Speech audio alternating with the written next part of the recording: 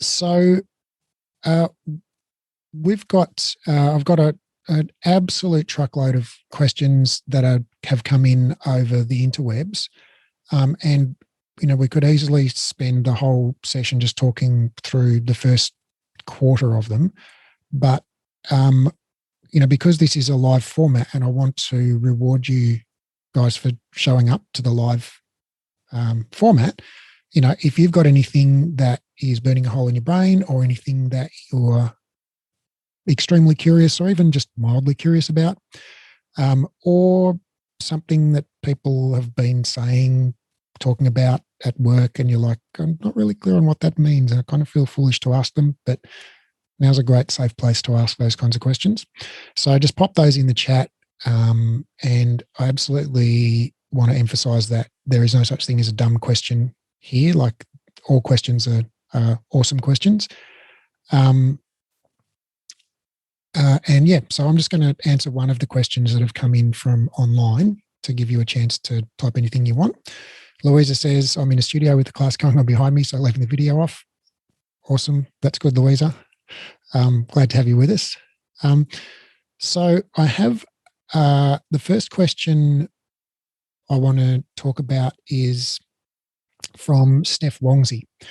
And she says, hi, Raph and all the BE team. I have a slightly controversial problem or question.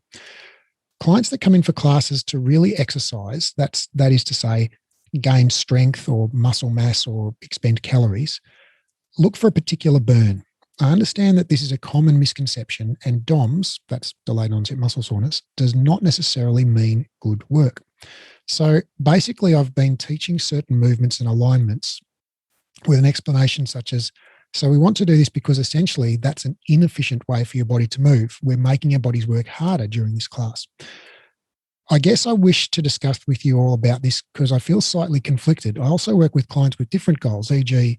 to move better and would be able to cue differently, would like to be able to cue differently like we do in classes with Breathe. So basically, clients come in, they want to gain strength, they want to gain muscle, they want to burn calories. And so they're looking for, as evidence that the workout's working, they're looking for the burn, both during and after class. And so if they don't get the burn, they feel like they haven't worked properly. And, should we be chasing the burn, I think is the question. And secondly, how do you resolve, if not, how do you resolve that and give people what they want and also what they need and feel good about yourself at the same time? Is this a problem any of you have experienced? Do you have clients coming in and asking you or expecting, to burn or to feel sore afterwards as a measure of, was it a good class? I know they like to feel the burn. They feel like they've got a lot more out of it if they're feeling a burn. Yeah. Or the whinge about feeling that as well. Yeah, it's kind of a love-hate thing, isn't it? Yeah. Melissa says yes. Any of you others on the call, just a one-fingered type of Y or N suffices, or you can write me an essay, whichever.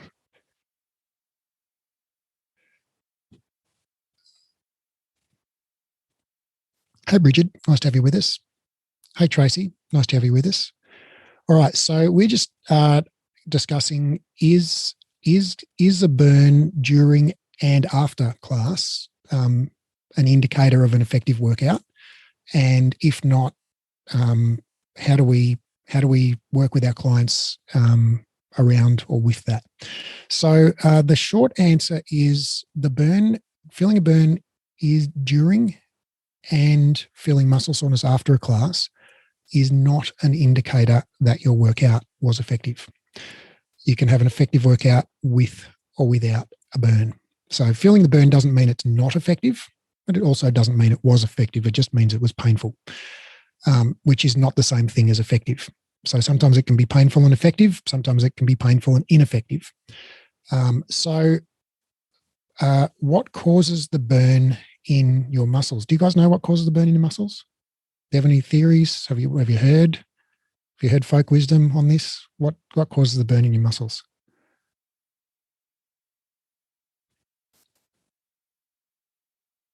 Say the magic L word. Yeah, it's people are typing in lactic acid. And Andrea says, a friend of mine who's also a Pilates instructor and I were talking about deadlifts as I go to a personal trainer and I do these. She said she hates them as she has a lot of clients coming in with bulging discs from deadlifts. Would this occur during the lifting phase when or if the person lifting the weight starts to round their back, i.e. go into flexion? All right. So that's a freaking awesome question, but that's a different question. So I'm going to answer that after we finish this one. So, all right. So the kind of the folk wisdom and the common thing that I learned when I was a kid in Pilates teacher school and personal trainer school was that it's the lactic acid buildup in your muscles that causes that pain. I think since then, that was way back in the day, and since then, I think the research has moved on a bit, and we probably don't think that is the main cause of the discomfort that we feel in the muscles when we work. Probably more something like free hydrogen ions, which doesn't sound as sexy, but is probably more accurate. But it boils down to the same thing, which is your cells become acidic, and that's probably what causes the pain. And then you have the pain that you feel after working out. Delayed onset muscle soreness, or DOMS. That typically comes like 6 to 8 hours after you finish your workout and reaches its peak after about 2 days, although it's quite variable. And delayed onset muscle soreness is generally correlated with the amount of muscle damage that you've sustained in the workout. So if you work really close to failure, for example, in a workout, you push really hard, as you get really close to failure, you sustain kind of micro tears in your muscles, and that causes inflammation, and the inflammation basically is what sensitizes you and makes it painful for the next couple of days. So soreness during a workout is related to how much free hydrogen ions are being produced in your muscles, and soreness after a workout is related to how much damage you sustain in your muscles. So what makes a workout effective? Well, if you wanted to increase your strength, or your muscle size, or both, the number one thing that determines how much strength you get is the level of mechanical tension on the muscle fibers, right? So if you put more tension on a muscle fiber, you'll stimulate it to get stronger, which is not the same thing as damaging it or having free hydrogen ions around. So you can actually get, and we know this from a bunch of research on strength training, that we know that if you train and stop, further away from failure, so for instance, if you train all the way to failure versus if you stop like 2 reps or 3 reps or 4 reps before failure, you get the same amount of strengthening, right? So pushing right up to that last point where you're like, can't even, move your arms anymore, doesn't add additional strengthening benefit. So in other words, extra fatigue doesn't equal extra strengthening, right? But extra fatigue does equal extra burn and extra soreness the next day, right? So burn and during and soreness the next day are indicators of how hard you worked. But strength is not related to how hard you worked. It's related to how much tension you put on those individual muscle fibers, right? And so if you can, so the kind of the real simple formula for how to get stronger is this.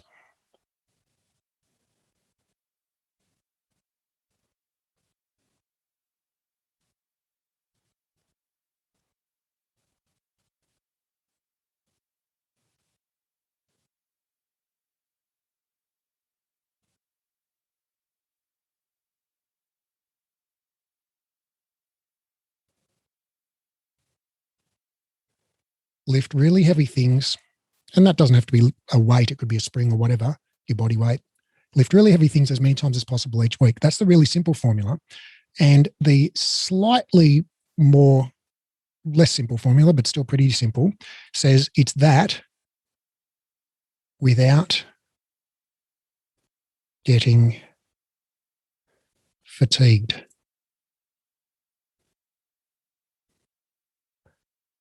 because the more fatigued you get, the fewer times you can lift really heavy things.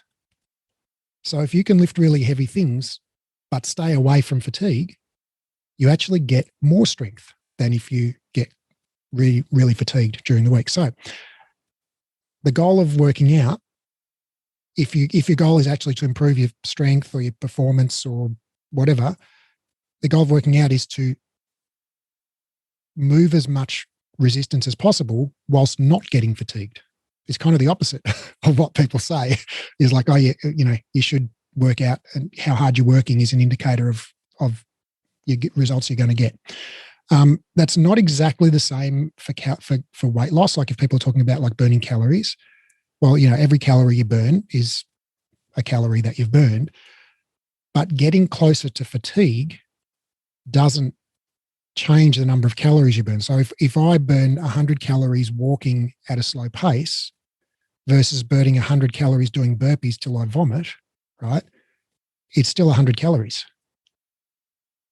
right? And 100 calories is a measure of how much energy I've expended, or in other words, how much fat I've metabolized, right? So 100 calories burnt reading a women's magazine on a stationary cycle, lazily pedaling around at 5 revolutions a minute, is going to result in the exact same amount of fat loss as 100 calories from running up a sand dune with a rubber tire tied around your waist. So how close you get to lying prostrate on the ground, and moaning is not an indicator of how effective the workout was in that realm either. So the burn is not an indicator of the workout is working well. So what do you make of that?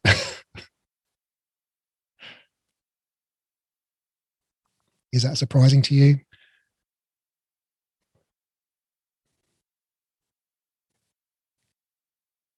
It's a hard one because people want the burn, don't they? It's like if they come to class and you're like, okay, you guys look like you're 3 or 4 or 5 reps short of failure. Let's stop. And at the end of the class, they walk out going, oh, I didn't get sore once during that class. And the next day they're not sore either. They'll feel like, oh, well, what the heck good was that workout then? So, so how do we deal with that, do you reckon? How do we integrate those findings? Because if the people are coming to us and they're saying, I want to get stronger, right? Here's my goal. I want to get stronger, or I want to burn as many calories as possible, right? Or I want to tone up / AKA put on muscle mass, okay?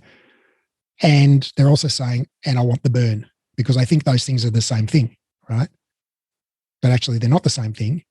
So what do we give them? There's this thing that these two things they want that are kind of not mutually exclusive, but like they're not the same thing. So a couple of questions in there about that. Like, so how do you explain that to a client? And what's a good measure? Like how does the client know if they had a good workout? Well, I guess I'm kind of in two minds here. Like I said at the start, the burn is not an indicator that you're not getting a good workout. It's just not an indicator that you are getting a good workout. So something that something that I've done a whole lot is do an exercise that is going to strengthen a client by using like a compound movement with large muscle groups, like a lunge, right? If you're doing a lunge with a really light spring on a reformer, you're working their quads, their glutes, their hamstrings, their hip abductors, their adductors, all the whole groups. And if you stop that exercise, and I'm pretty sure that most of you guys have had this experience, even if you do lunges where you're not burning during, sometimes the next day you're like, oh, my inner thigh's really sore, or my butt's really sore, or something. And so, the lunges can be kind of silent but deadly. And so if you do lunges or some other heavy kind of strengthening exercise and stop a few reps short of failure, and the client's going, oh, that was pretty easy, right? But then later you go and do some kind of thing like clams or some other exercise where you can isolate the muscle and have them feel the burn, right? And that's their kind of evidence that they worked hard. And the next day when they're bum sore, they'll be like, oh, yeah, those clams were awesome. Right? But it wasn't the clams. It was probably the lunges that's actually going to make them stronger. So that's kind of one thing. One suggestion is you can just kind of give them the real actual strengthening exercise, and then give them a separate exercise that's the in quote evidence that they're working hard. Bridget says calf raises. Is that, Bridget, is that because people feel the burn in calf raises that you include those, or some other reason? They don't always feel the burn. Yeah. Yeah. So, but it's not necessary to feel the burn to get stronger. And so you can draw people's attention to this over time, right, by drawing their attention to the fact that they actually got stronger, right? So if you used to be able to do calf raises on 2 springs, but then several months later you can do them on 3 springs or 4 springs, well, you point that out to someone and go, hey, look, you've got stronger. That's awesome. Look at you. Okay, those calf raises must really be working, or whatever it is that you're doing. So that's why. So how much stronger you get is determined by how much mechanical tension you get on the muscle fibers, not by how much pain you go through. And therefore, well, Andrea, I mean, you asked a really great question. Would you like to we can transition to that, or I've got something else I'd like to talk about on this. So let's transition to your question and come back to this after. Is that cool? All right. So Andrea's question is, a friend of mine who is also a Pilates instructor and I, we're talking about deadlifts. As I go to a personal trainer and I do these, she said that she hates them as she has a lot of clients coming in with bulging discs from deadlifts.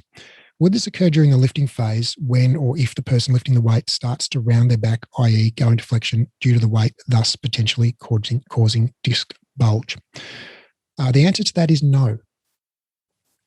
So basically, I would reject the premise of the question on that, which is that people coming in with bulging discs from deadlifts.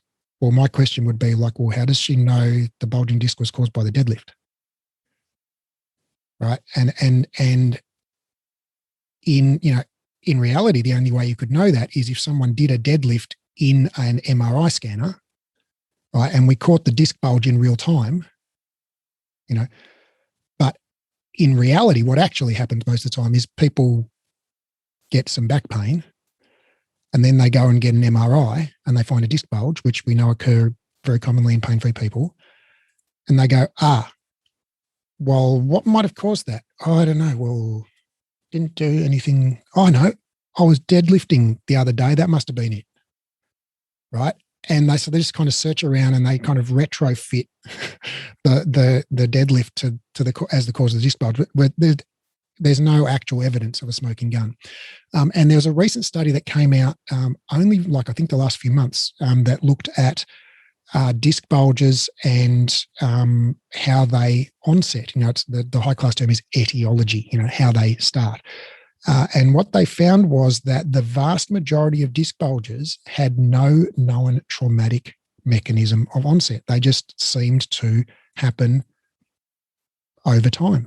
Right. So people just woke up one day and their back was sore, or it gradually got progressively sore and sore over time, or whatever. But there was no one kind of injurious event for the majority of people. And what they found was that actual lifting, they specifically looked at, I can't remember if it was squatting or deadlifting or a combination of both, but they specifically looked at lifting in the gym, and they found that that was an incredibly rare cause of disc bulge. That the majority of disc bulges are basically, it's called insidious onset. So it basically comes on gradually for reasons unknown, right? So disc bulge is a real thing. Back pain is a real thing. Deadlifts are a real thing, but they don't seem to be that closely correlated. Yeah. And as to the rounding of the back thing, I won't go into that now, but there's a whole long biomechanical discussion about actually does the load on the disc increase during spinal flexion? And there's, in my view, a pretty convincing biomechanical argument that the load on the posterior disc wall, the annulus, decreases as you increase spinal flexion. And I'd be happy to go into that if anyone's interested as a separate question. But any thoughts or further questions on that, Andrea, or anyone else? No, but thank you. because I was sort of, when she mentioned that to me, I was like, I actually said, I wonder, because she knows you, I was wondering what Raph has to say about that. And then I spoke to someone else who's a trainer, and they said that maybe it's when that, go into that sort of flexion. Mm-hmm. But I was kind of thinking in my head, I was like, I don't think this deadlifts necessarily causes disc bulge.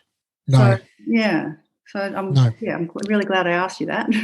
If you and like there's a whole long biomechanical conversation we could have about it, and I'd be happy to have that conversation. But if you just go to YouTube, right, and type in world record deadlift, right, a whole bunch of videos will come up of like incredible, ridiculous, get the heck out of here, people lifting like 3 times, 4 times, 5 times their body weight. Deadlift, just ridiculous amounts that you just think, how can a human body do that, right? And if you look at their technique, if you find a video where it's taken kind of from the side a bit, right, not one from the front where you can't really see the spinal position, but there's gazillions of these videos out there.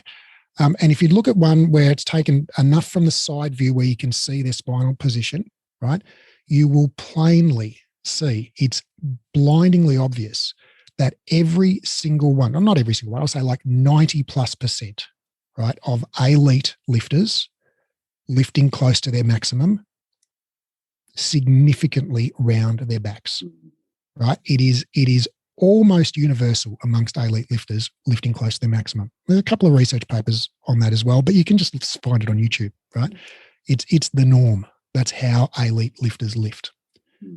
So, yeah. And these are people literally lifting half a ton. Just like where the sorts of weights they're lifting is where you hemorrhage a blood vessel in your brain and get a stroke, right? Because the human body is not designed to cope with that level of force that you're applying to it, right? But their backs were fine.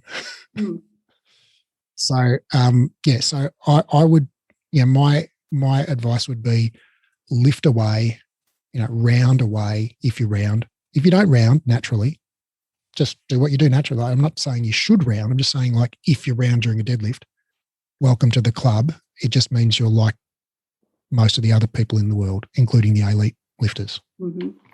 Great. Thanks, Raph. Thank you. All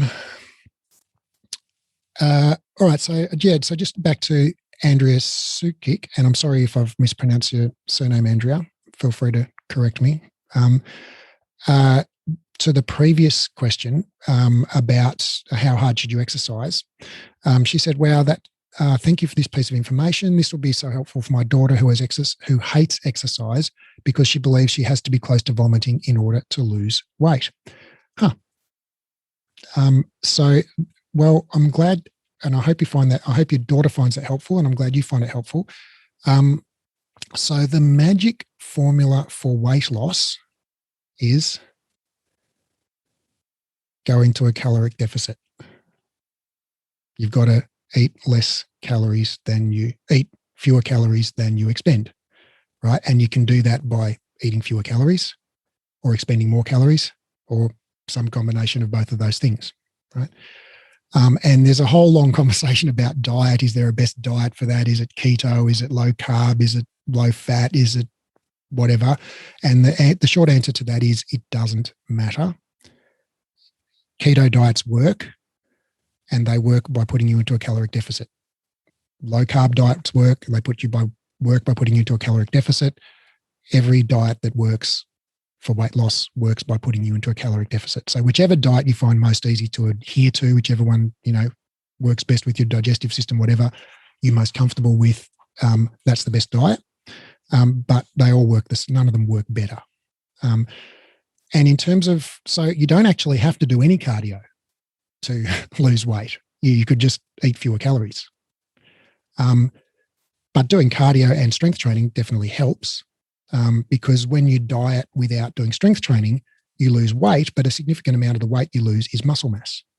So you'll be lighter, but you'll become kind of skinny fat, where you're the right shape according to our aesthetic ideals, right?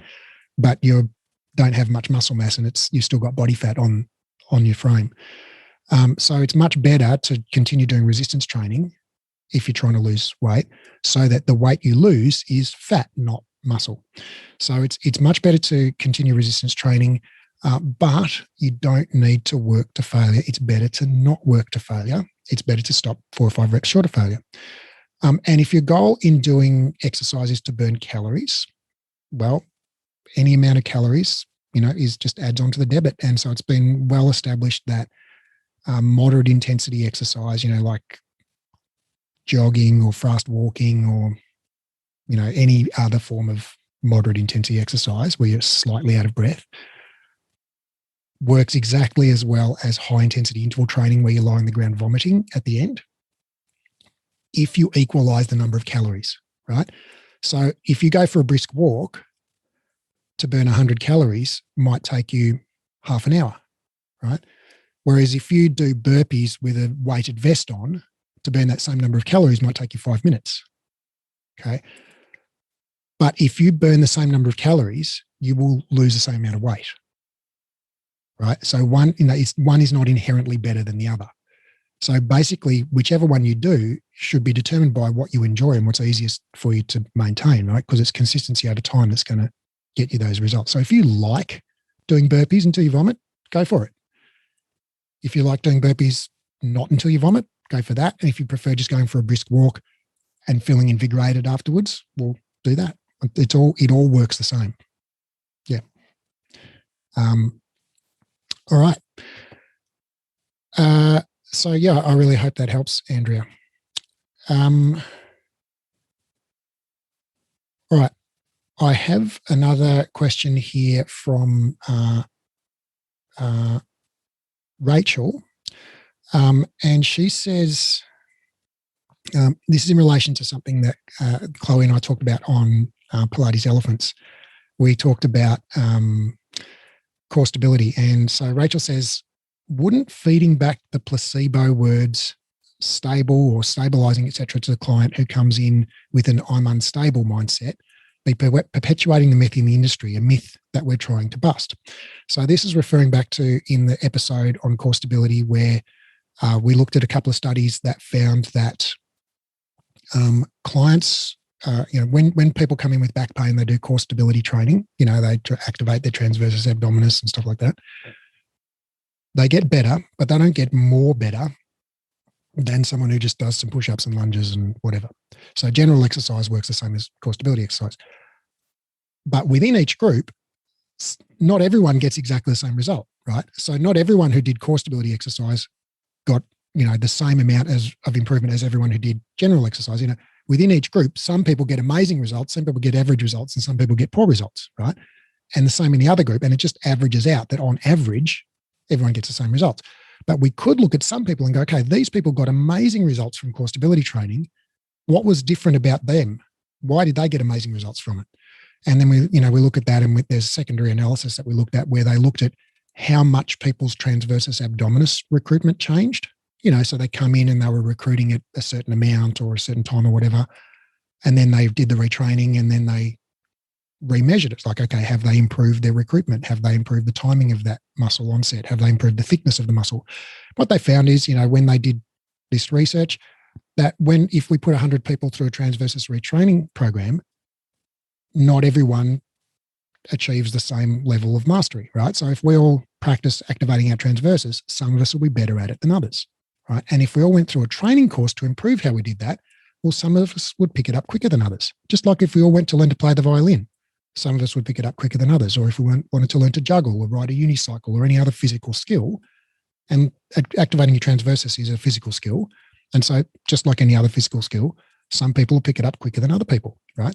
And so at the end of the study, some people have improved their transversus timing more than others, right?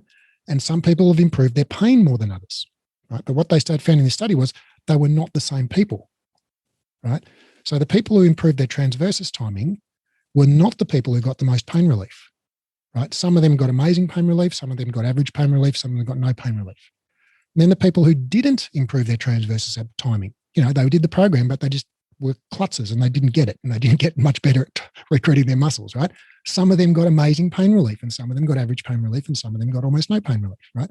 So how much they actually changed their transversus abdominis recruitment was unrelated to how much improvement they got in their back pain.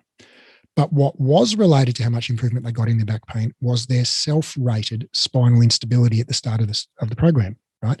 So when they came in and said, yeah, I consider my back is unstable, right? If they were allocated to the core stability training group, well, they got a lot of improvement, right? Regardless of whether they actually improved their core stability or not, it's just being allocated to that group. Whereas the people who said my back is not unstable, well, they did better with general graded exercise. So what I take from that is that basically both of those forms of exercise on a physiological level probably work exactly the same, right? But on a mental, emotional, psychosocial level, if you think you're unstable, well, stability training is going to help you. Whereas if you think you're fundamentally robust, but you just need to strengthen up and get over it, well, strengthening up and getting over it's going to help you, right? So it's basically like what you expect to help is going to help. Does this kind of make sense? And so, my somewhat controversial, nuanced interpretation of that is, and I think Chloe disagrees with me on this, that if a client comes to me and says, oh, I've got back pain, I would say to them, well, what do you think's going on, right? Because often they've got an opinion, they've been to previous practitioners, they've looked it up on the internet, whatever, they've got an opinion. And if they say to me, oh, I think I'm unstable, I would ask a couple of other questions to find out if I thought that was like a strongly held belief for them. Because sometimes you go, what do you think's going on? They say, I think I'm a bit unstable. And you go, okay, why do you think that? And they're like, I don't know. I just thought it was the right thing to say. So it's not a strongly held belief. It's not really worth digging into much more than that, right? But sometimes it is a strongly held belief. And you say, well, why do you think that? And they'll say, oh, well, my XYZ practitioner told me and I've been crying myself to sleep every night and I don't dare move and I'm worried about I'm going to break in half and I've stopped playing my favorite sports and gardening and lifting my kids, and you can sense that it's actually, this is having a serious emotional impact on this person. Like it's a deeply held and painful belief for them.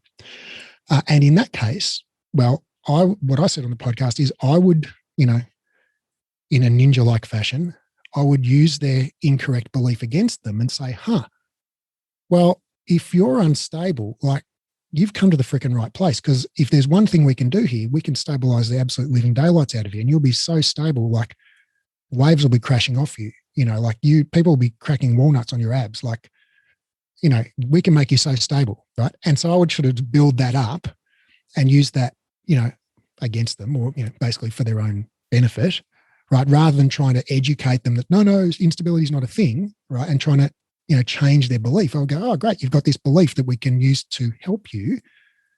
And therefore I would give them a stability exercise. Now, remember from the research, we know it doesn't actually matter whether they get more stable, right?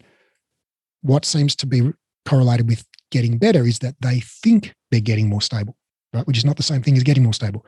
So we could just do regular old Pilates, planks, teasers and whatever, right? And say, hey, this is a great stability exercise. Let's do this great teaser stability exercise. Oh, look at you in this lunge. You're so stable. So I would basically just lay it on thick with a trowel, right, about the stability and, expect for a better placebo effect. And so what Rachel's saying is, wouldn't feeding back the placebo word stable and stabilizing, etc., to the client who comes in with an I'm unstable mindset be perpetuating the myth in the industry, a myth we're trying to bust? So what do you guys think of that?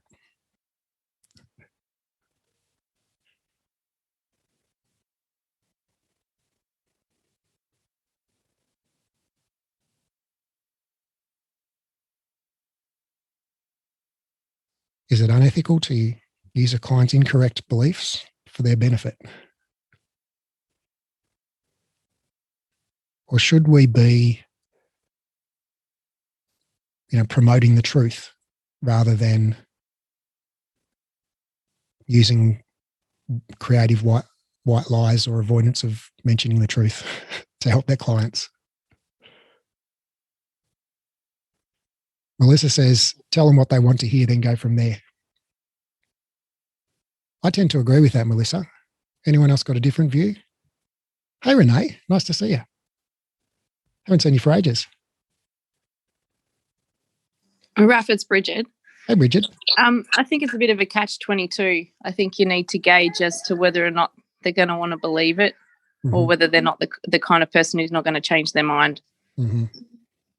Some people want to hear the truth, but you might need to tell them slowly and gently. And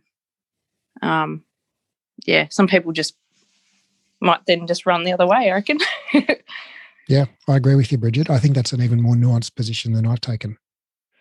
Because, I mean, I'm sure you've all had the experience of having a friend come to you with a problem, right? I've got this problem. Or if you've got kids, you've definitely had this problem, right? People come to you with a problem and you're like, oh, great, well, here's the solution. They're like, oh, no, that solution's no good. I just want to have my problem, right? Have you ever had that experience with people, right? Well, when people come to you with a problem, they're not necessarily seeking education, right? They're not like, oh, please enlighten me as to what I'm doing wrong here, right? Often what they want is just you to go, yeah, that does sound really tough. That is a problem. Okay. And if you try and change someone's mindset without being invited to do so, often that doesn't go well.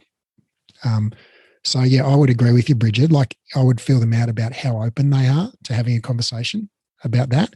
And if I sense that they were interested in being educated and they wanted to understand this and they were genuinely mystified about this and curious, then absolutely I would have a conversation with them about it and be 100% transparent. But if they were like, no, I know it's my core stability that's a problem, I'd be like, okay, great. Let's fix your core stability. I'll be with Melissa in that case. And I this is purely a ethical question, right? So it's not for me to sit here and tell you what's right or wrong about this. Is not a fact-based question, right? So there is no correct universal answer here. We each have to find our own path through this.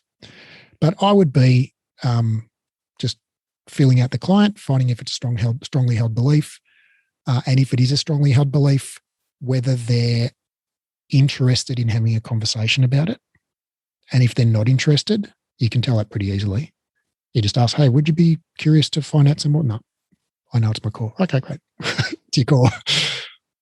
And then if that was the case, I would just strengthen their core. Or again, it doesn't even matter if you strengthen their core. You just do stuff and say the word core. But then Rachel's question is actually like, isn't that promoting a myth we're trying to bust? And, like my whole job here is trying to bust these myths, right? But I think who are we trying to bust them for? We're trying to bust them for the instructors.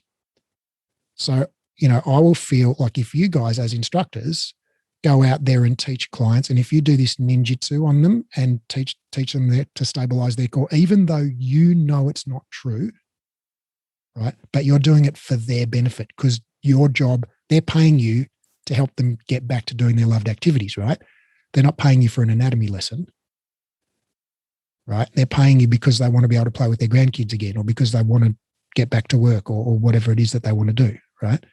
And so if they get back to work and playing with their grandkids happy as Larry, and they think that it's their core stability that's to thank for that, I think, well, awesome, good job. No one said anything about educating them as part of your job description, unless they want to be educated, in which case that's what they're paying you for, in which case you should educate them.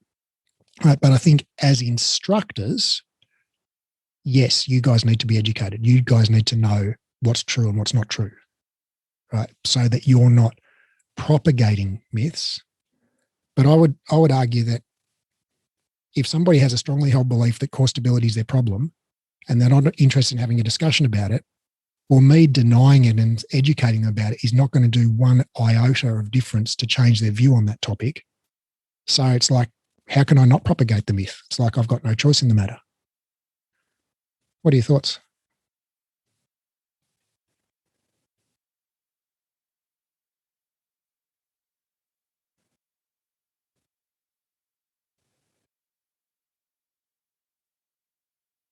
Do you think you can change someone's views against their will?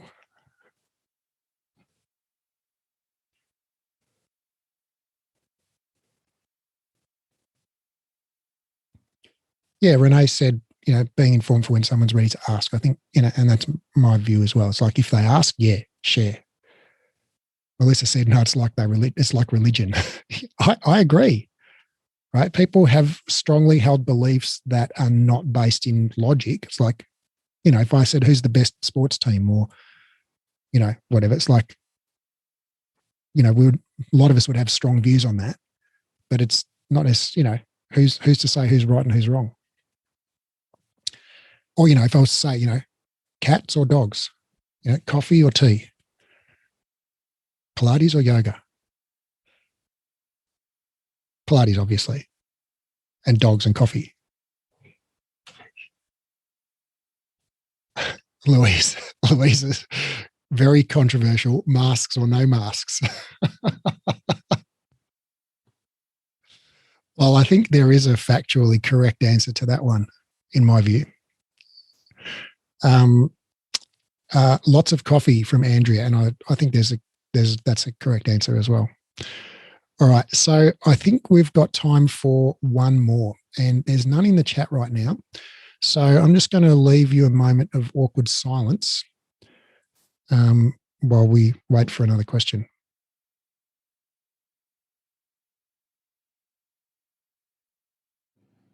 Raf, can I ask you one? Yeah. It's Bridget.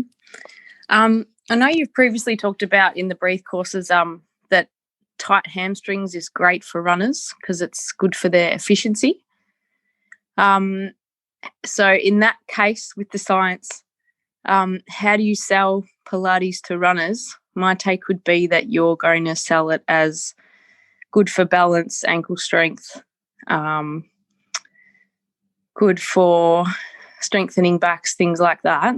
And I'm only asking because I'm thinking about asking some running groups to do Pilates, but I want something to back me up, and I can't really find any studies that sort of link Pilates and runners.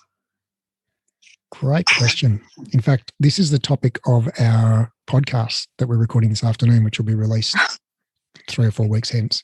But I'll give you a little taste. Mm-hmm. So there is very, very minimal. All right. So first, your direct question. So runners, so we're talking about endurance runners here, right? Not sprinters, but like marathon runners, 10-kilometer runners, whatever. So people who run long distances.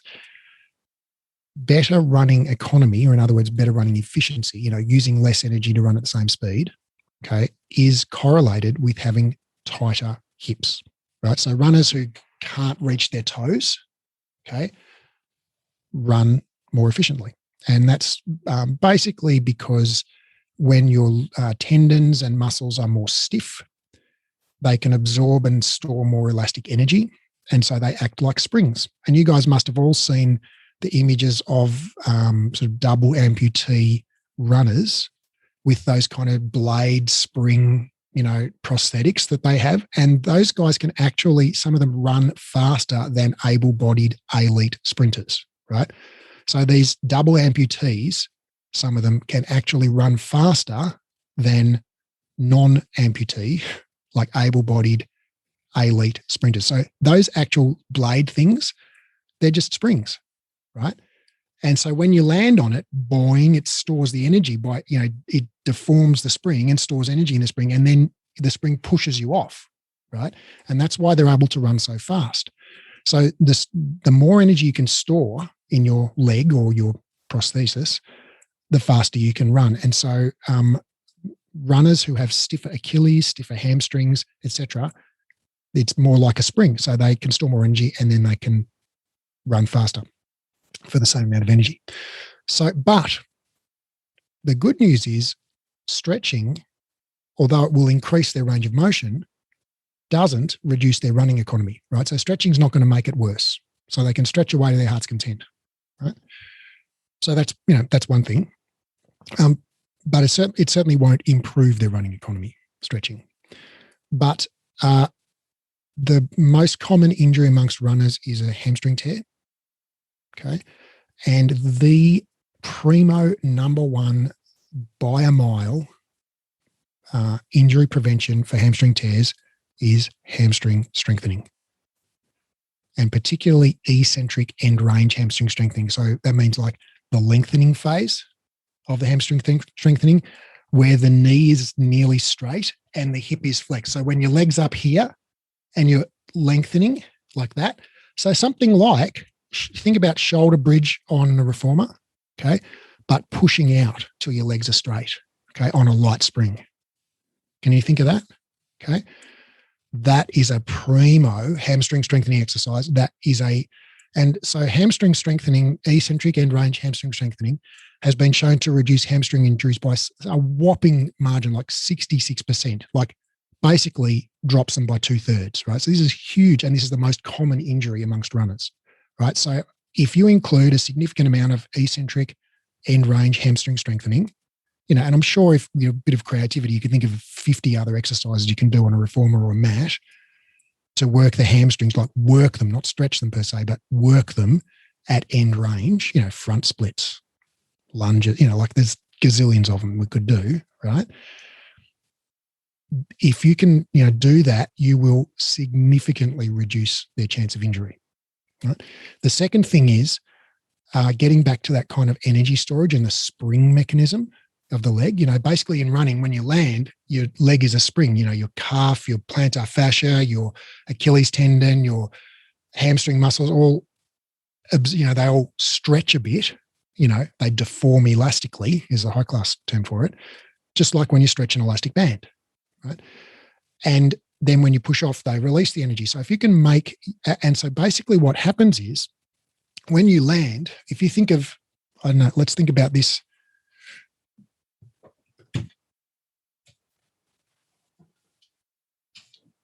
I was going to ask you to imagine my arm as a leg. Then I thought, well, hold on, I've got a leg here. Why don't just use the leg? Right, so there's a shin. That's the tibia. That's the fibula. There's your little foot. There's the calcaneus bone. That little bone there is the talus, okay? And the ankle joint is the joint between the tibia and the fibula and the talus. Anyway, so your calf muscle is here on the back of the leg, okay? And then you have your Achilles tendon that goes from the calf muscle down to your calcaneus. So palpate this on yourself, right? Feel your calf muscle. Okay? And then down below that, you can palpate with 2 fingers your Achilles tendon. And it goes down to your heel bone. Can you feel your heel bone, your calcaneus? Can you feel that? Thumbs up if you can feel it. All right. So when you run, when you land, okay, your calf muscle contracts isometrically. In other words, it doesn't shorten, it doesn't lengthen, it just holds in place, okay? And as you land, your ankle dorsiflexes, okay? And your calf muscle is contracting isometrically, not shortening or lengthening, okay? So the calcaneus gets pulled away, okay? And what happens is your Achilles tendon stretches, just like an elastic band, okay? So as you land, your calf muscle contracts isometrically, and the same thing happens at your knee with your quadriceps muscle, okay? Your quadriceps muscle, as you land, contracts isometrically, and your knee bends, stretching your patella tendon, just like an elastic band, and that's where the energy storage happens, okay? So, and then as you push off, your calf muscle and your quadricep muscle continue to contract isometrically, okay? And you just release that energy out of your Achilles tendon, your quadriceps tendon, and that's what pushes you off mainly. So some very large amount, like 70+% of the energy comes from that elastic energy storage mechanism, not from direct muscle contraction. So when you're contracting your muscles in running, okay, you're mainly your quads and your calves, and the calves are the main muscle in running, right? So forget glutes, forget quads. It's actually calves that do most of the work in endurance running. And most of the calves work is isometric, as in not shortening, not lengthening, just a static contraction, okay? And when you contract the calf, like think about when you land, okay, where your foot's roughly neutral or maybe slightly plantar flexed, okay? And so if you do isometric calf work, okay, that is going to significantly enhance running performance. So I'm talking about getting on a reformer, putting all the springs on, okay, doing like a quarter calf raise and holding there. Okay. And ideally, you would pick a load, right? A number of springs that you could only hold that for like 10 or 15 seconds. If you can hold it for longer than that, it's too light. The little raise is so that replicates that dorsiflexion. It's not up on your tiptoes. It's just that little bit, just like where you are in the running stance. Right. Just a little bit raised. Just a little bit raised. So it's not a full plantar flexion, not a full dorsiflexion. It's just a little bit plantar flexed. Okay. Just a little bit shortened. And so if you can, find a way of getting, applying enough load that you can only hold that for 10 or 15 seconds. So it might be all springs on, with just one leg, right?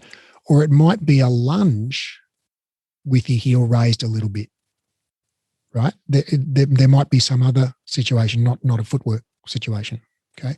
But with a bit of creative programming, I'm sure you can come up with some options where you're strengthening the calf isometrically, okay, in a slightly shortened position.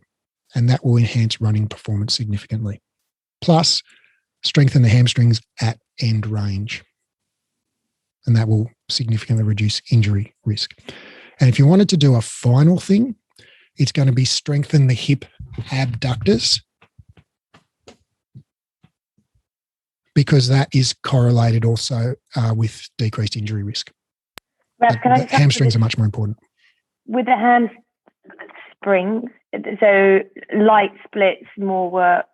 That's, that way. Yeah, light bridging. Yeah, so I would be doing like shoulder bridge on, what's a light spring? Depends on your body weight, right? So if you're a light female, 5 foot tall person, half a spring, right? Whereas if you're a ginormous heffalump like me that weighs 100 kilos, 2 springs might be a light spring. Okay. So spring choice is relative, but, a light spring relative to the person's body weight and size and whatever. Just giving you a 5-minute check there, Raph. All right. So we've got a couple more. Melissa asks, can you overstretch ligaments? Melissa, I have not been able to find any research on that. I know you put that question through before as an email. I actually did some research on it. Could not find anything. Any research on stretching ligaments is on periodontal work where people are putting teeth in there and stretching a ligament. I thought, well, no, I'm not sure how applicable that is. So I guess I'm just going to have to fall back on understanding of first principles. And I would say that I find it implausible that you could stretch ligaments. I know it's commonly said that when you stretch, you overstretch. Okay. Well, what's overstretching? Are ballerinas overstretching? I agree. I think you're right. I couldn't work out I couldn't see anything. So okay, cool. Thank you. And just because if we think about what's the purpose of ligaments, right? Well, they hold your joints together, right? They stop your leg bone falling out from your hip bone. Like this model doesn't have any hip ligaments, and guess what? You can dislocate the hip real easy. Okay. But if this model had the proper hip ligaments, that hip wouldn't be going nowhere, right?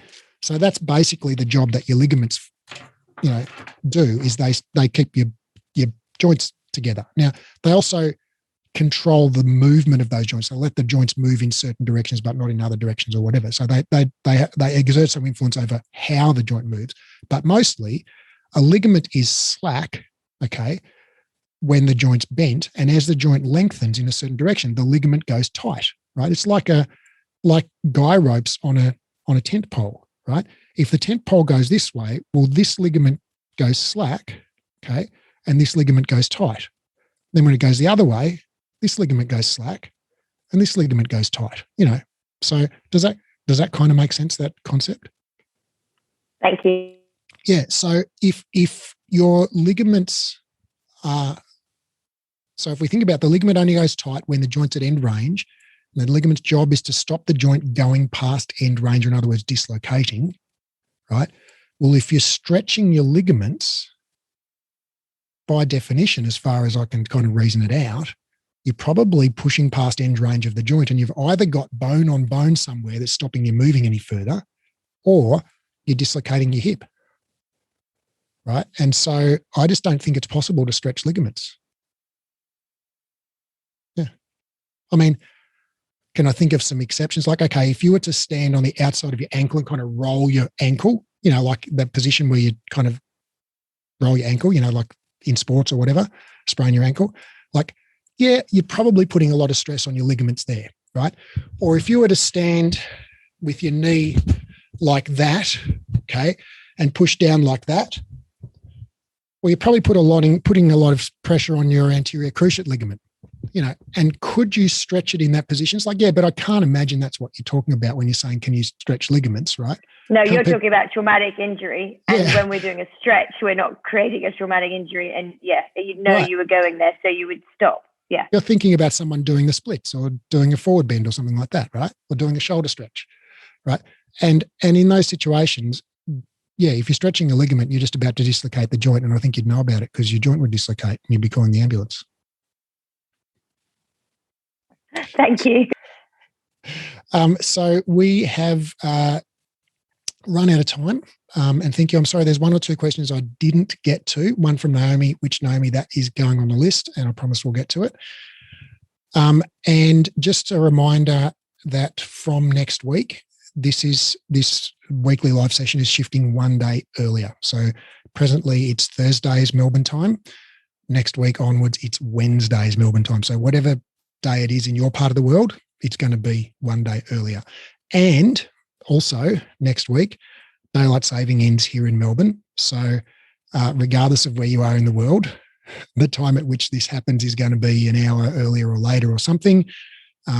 And I always get super confused about daylight saving, so I'm not going to tell you which it is, but please do check the calendar invite or the email that you receive because it's going to have the correct time in it. Don't just log on at the usual time because you'll probably miss it. Thank you so much. And this recording will be available in the Facebook group probably later today or early tomorrow. And I imagine you all know, but just in case you don't, check out our Pilates Elephants podcast, which is on iTunes, Spotify, and everywhere the heck else you can get podcasts. Thanks for all your questions. Have fun hanging out with you guys, and look forward to seeing you again next week. Bye.